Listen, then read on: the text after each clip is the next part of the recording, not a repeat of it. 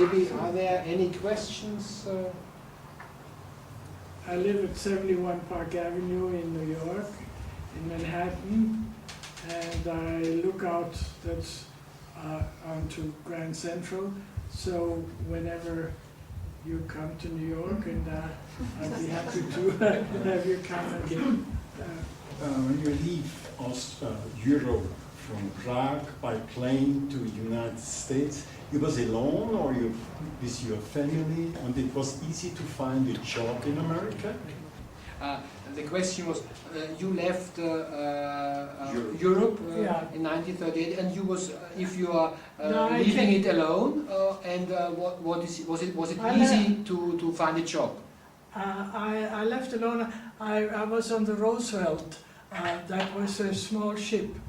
I came by. I saw the ship. Yeah, well, it's a small ship, and I was recommended to the captain. And so I was at the captain's table because of my family in Prague. My uncle was the zipper and co-owner, and it was always kind of formal, but very, very nice. I met some people from America, consuls and industrialists, and they all sort of all took me under the wing. And it was always officially after the dinner or sometimes before that I would be invited at the captain's cabin to have an aperitif or whatever, and then be at the table. And then the nice part was that we got very bad weather, and so. Most people got sick, but he saw to it that I would have a chair outside on the deck, because it is you get less sick, and I did not get sick. Then to go down into the cabin, it's much more uncomfortable when the sea is rough. So that was my coming to New York. And was it easy to get a job in New York when you arrived? Well, I didn't have any problem, but I would just go, and I started very soon with doing the ski wear, and I did it for Sun Valley, for Picard. That was the first very good ski shop. And then I started my own little studio on the west side, where all the sewing and is being done. And White Stag, I did some designs for them, but they were in Portland, Oregon. So, and also with skiing, the first ski wear, stretch wear, and so forth. And they wanted me to come and do full time over there, but I had small children at the time, and also I did not have the permit from my divorced husband to leave New York State because of visitations, so it would be too complicated to see the children. So we moved everything. White Stag moved their whole studio, workrooms, and everything to me. And so I started 49 West 37th Street, another floor where upstairs on the roof, garden and so forth. I had my studio, and then on the floor below I set up machines and also gave out work in different contractors, so that White Stag would be manufacturing their samples, the first lines there from New York instead of from Portland. So somehow one can always find a way to fit what is available. Does that answer your question, or? But I see you have a lot of connection in America, in the United States. Sometimes you met famous people, painters, or artists from the theater, singers. Yeah, like Lee Gage was the one that I loved and I painted with. You know Lee Gage better. Have you heard? He's a painter.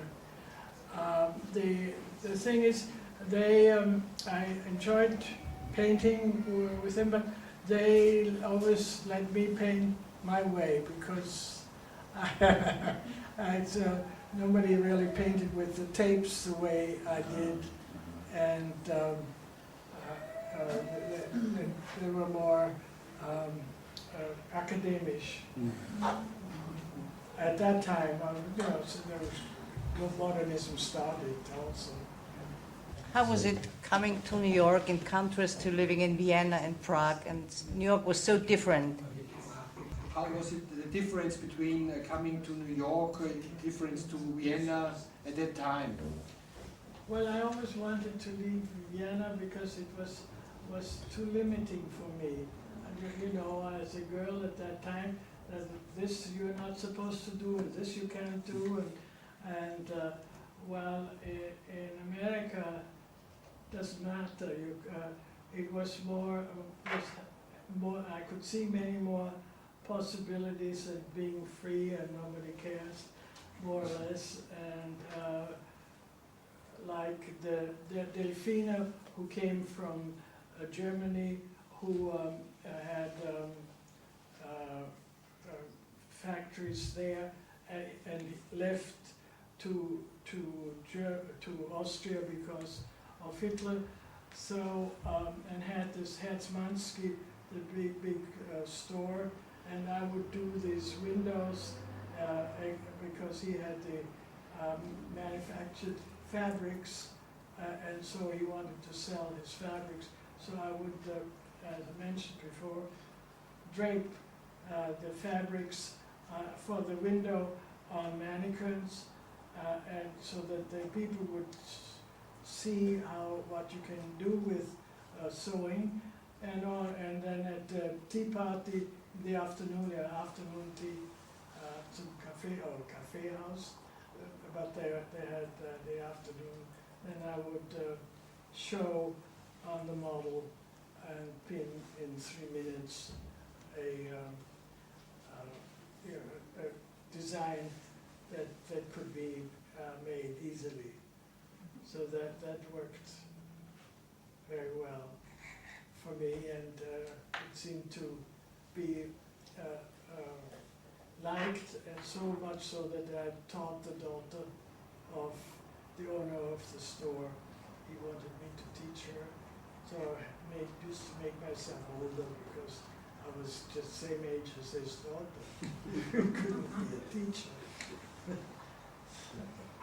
So does that answer your inquiry? There was last time you mentioned it was you said it in German. You said the eating in Vienna is quite good, but for a young girl it is there must be more than good eating. Yeah, I wasn't that interested in it. War kein guter Esser. The only thing I liked was Omelette soufflé and Salzburger Nockel.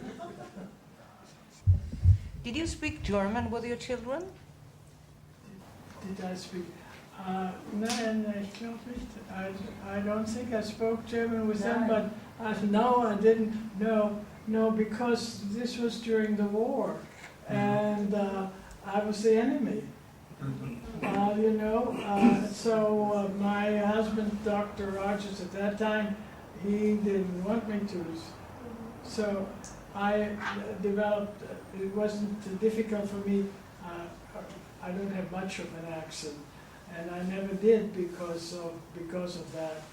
And so my children, I spoke English with, but I would send to Austria to during some time, or they chose to learn German. Very late though. Very late. Very late. Very late. You 2 couldn't years in before. college and Very late, yeah, you 2 couldn't years in before. college and then 3 weeks in Salzburg. But it's not enough. You can come again. Yes. Now I can practice being here. Yeah, as American you couldn't. And my husband was a doctor in the Navy, so that's a no-no to speak German. I'm interested. Their whole life, you are painting, drawing, and so on. Do you think you change the style when you start? You say you are interested in scenery. If you look out on the window, and say you have this scenery, and sometimes you change to contemporary style, or it was all the same. I don't think there's ever the same in painting, really. And at the same time, at the same time, it was really Victoria who saw me paint with tape to suggest that I should use that, and and from that time on, I got stuck with that particular style of painting, with using masking tape instead of drawing, and leave it on, take it off, and do it in layers. Don't you think? Yeah, well, you can see in the retrospective that the early paintings in the 40s and 50s and 60s are all without tape, and she's just started with the tape in the 80s. Yeah. So it's just a technique that works for you, and it's very interesting and continues. yeah. But the schooling in Vienna was excellent. I mean, that's my base of the act, and you know, to have the long poses with Gütersloh, and then in the evening in the Kunstgewerbeschule are the quick poses. Some are longer, some are shorter, and that had been a base. And then as far as when I developed the pinning and things, was to show bestem for the assistant of the professor, because she had kept me back to work at Herzmansky because I didn't do what she wanted me to do. Yeah. So when he came one day and saw me sitting there, he saw it immediately, and then I habe ich es doch zeigen müssen.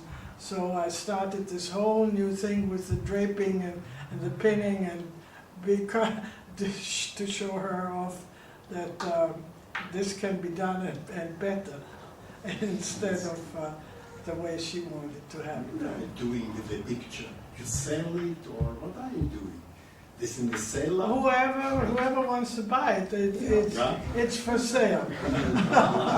Yeah, well, there's certain paintings where my daughter puts in the back NFS, not for sale. And sometimes you have them at home on the wall. They're all over the place. You can fall over them.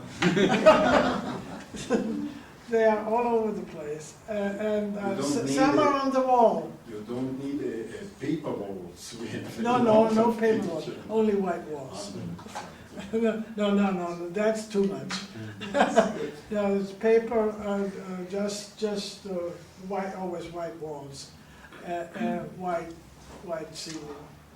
So you have been in the apartment. Yeah, there are a lot of pictures, yeah? and it's sometimes it's a little bit difficult to enter the room, but you had to be a little bit acrobatic, Yes, yeah, to come in. But I think that's one of the things why you always do this, and therefore you are good for skiing till now. Therefore, I think that's one of the hidden things to tell the story, that it's why the room is so limited in your apartment, that you just only to be like a snake. It's a small apartment, but it's located very well, so I always kept it, and now my limit is that she gave me the dining room. I have to empty it in order to open up the table for the family for Thanksgiving, so that we can all sit around and have dinner. I don't know where I'm going to put the painting. Probably more on my bed. So. When your daughter was a girl, was she like you? Was the temperament? The question was when was your daughter like you in your temperament when she was young? Because you was always very, you knew what you wanted and you did it, although if your parents didn't want it. No, she didn't have those limitations. Yeah, that's I hope, I don't know. She was allowed to go her way. Yeah. Whichever way. Also, so I would rather get rid of the father than the children. I'm sorry. But we had to say that when you made the divorce from Mr. Rogers, Dr. Rogers, I think it was quite not so usual at that time also for a woman to stay alone with 2 children to make a job. I think we had to mention it, because at that time it was not the usual way to live. No. Single mother. Yeah. It's difficult in this time. Yeah. At that time. It was difficult at that time. Oh? Yeah, well, it was, and but I managed to do it, and so that my children would still have the support of their father and his visiting rights. Until the note that was the law, so that worked out. But otherwise, they went to the very good universities, and in what was your university? Cornell, and Susan, when she wanted to my I didn't like that very much, but she wanted a girls' school, so she went to Connecticut College for Women. So, I think your life is so interesting. You have not a diary. If you whole life, writing a diary or something like this about your life, or it's so important no, to write I a had book. the book, That is good. but I didn't write it. I always wanted to do that, and I had a beautiful leather book with embossing on it and all that, but niks is drin. But you have time. No, I have never time, because I paint. So the writing is not my It's a shame. It's a shame. So you must do something. Well, that's very kind of you. Do you teach your painting style? I don't know. if you are teaching your painting style, No, I think you did it, Yeah, teaching. whoever wanted to, I did teach some time, and especially children. And so whoever wanted to, but people usually don't, children take to it. But I don't know any grown-ups that have been, or do you? Nobody. Zufällig. You have an exciting life. Yeah, exciting life. You have An exciting life. yeah. Yeah, well, I always thought it was very normal. Arrested. What was the first time after the war you came back to Vienna? Was you invited? The first time coming back to Vienna. There wasn't a reason why I had to come back to Vienna. Because for a long time I did not come back to Vienna. And I know my husband had to came back. I would come for Altmann. But I think it was because of fashion surveys, you know, because I would go to Europe and I would go all over the world and to show the different fashion influences and colors, and so I would also come to Vienna, but it was very late when I... And you made friends there? Not really, because I didn't have any friends anymore in Vienna. But we had to mention one thing, because I think that's really important to know that in Austria there's the possibility for young students, if they want to go to military, they have to choose for Gedenkdienst, we call it. And there are always young students coming to New York, Leo Baeck Institute. They are staying there for more than 1 year, and then they have contact to all the old Austrians. Yeah? And one of these students was Tom Geisler. He is now teaching in Angewandte, and he was a friend, getting a friend to you, and he was making an interview, and I think that is very important to mention, because that shows how important this Gedenkdienst is for the former Austrians to think in another way about their country where they had been forced to leave. And it was Tom Geisler who helped us to get in contact, and I think it should be more it should be more done to give young children, students, the opportunity to do this Gedenkdienst. Till now it is possible, but you had to earn your own money, and it's very, very expensive to do it. And I think it's, from my opinion, it would be better to do more subsidize these possibilities for young people from Austria doing this in America, in wherever Austrians are living, and that would be more important than to finance some sculpture for remembering what happened. I think it's a little bit hard to say, but I think the most important thing is to get contact with the former people living in Austria now, living in other countries, and to get the contact. And if Ruth is now sitting here, it's one result of such a contact, and I think that's more important than if some politician is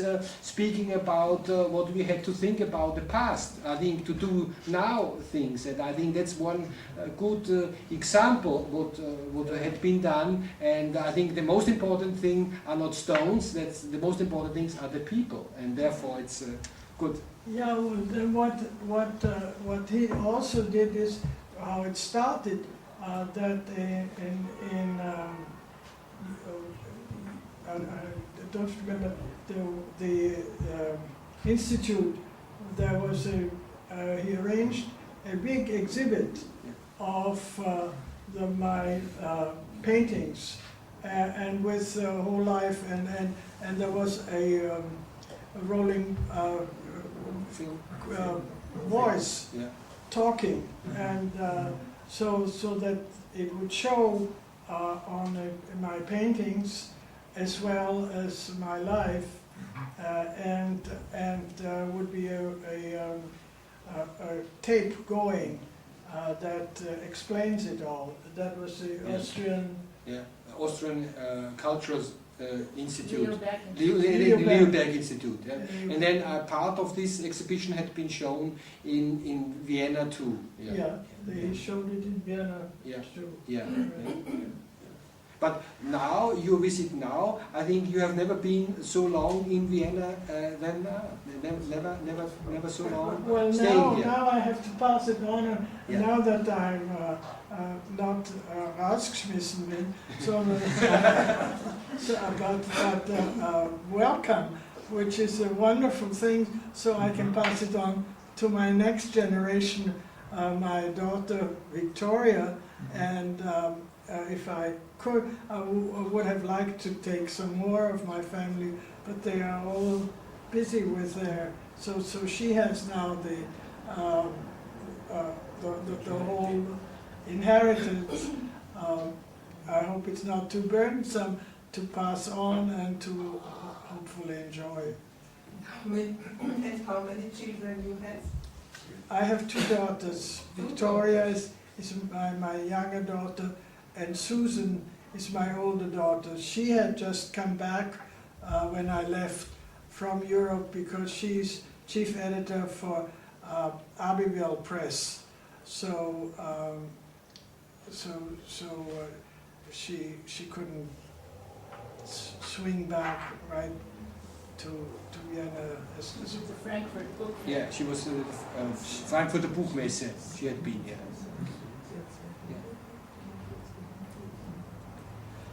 So there's Victoria's daughter and her son and some of the families coming. You can say who's my grandson, no, great-grandson. Your great-granddaughter is coming this Saturday to visit the exhibition, and she lives in Kronenberg in Germany. My son was with her mother in Berlin for a while. Whom I've never met. You haven't met the other grandmother, but you know Taya, the great-granddaughter. Yeah, no, I referred to the grandmother. So the other grandmother is coming to visit the school with Taya. She's bringing her. No, so I'm very happy and very thankful that I can pass on this wonderful country, state, people, culture.